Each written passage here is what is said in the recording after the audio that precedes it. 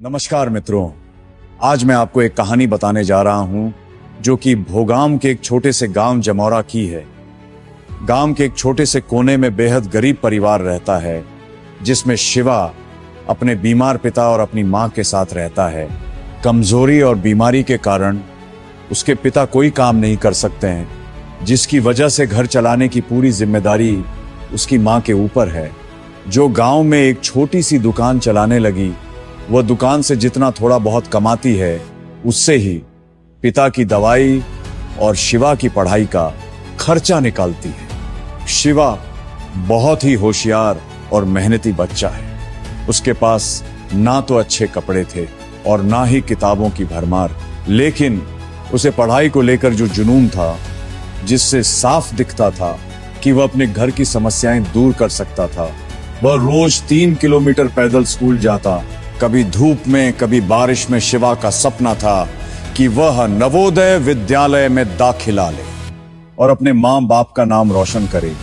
लेकिन इस सपने को साकार करना इतना आसान नहीं था। संघर्ष के इस समय में एक दिन विद्यालय में नवोदय परीक्षा की तैयारी चल रही थी। शिवा की पढ़ाई में मदद करने वाला कोई नहीं था।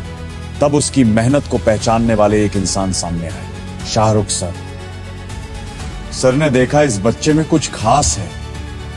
उन्होंने न सिर्फ उसका हौसला बढ़ाया बल्कि दिन रात बैठकर उसकी पढ़ाई भी करवाई। कभी छुट्टी में रोककर उसकी एक्स्ट्रा क्लासेस करवाई तो कभी रात में उसको पढ़ाया। शाहरुख सर ने ठान लिया कि इस बच्चे को उसकी मंजिल तक पहुंचा के रहूंगा। फिर आया परीक्षा का दिन। शिवा थोड़ा घबराया हुआ था, लेकिन शाहरुख सर की बातों ने उसे हिम्मत दी। शिवा, मेहनत कभी खाली नहीं जाती है, खुद पर भरोसा रखो। कुछ हफ्तों के बाद रिजल्ट का दिन आया।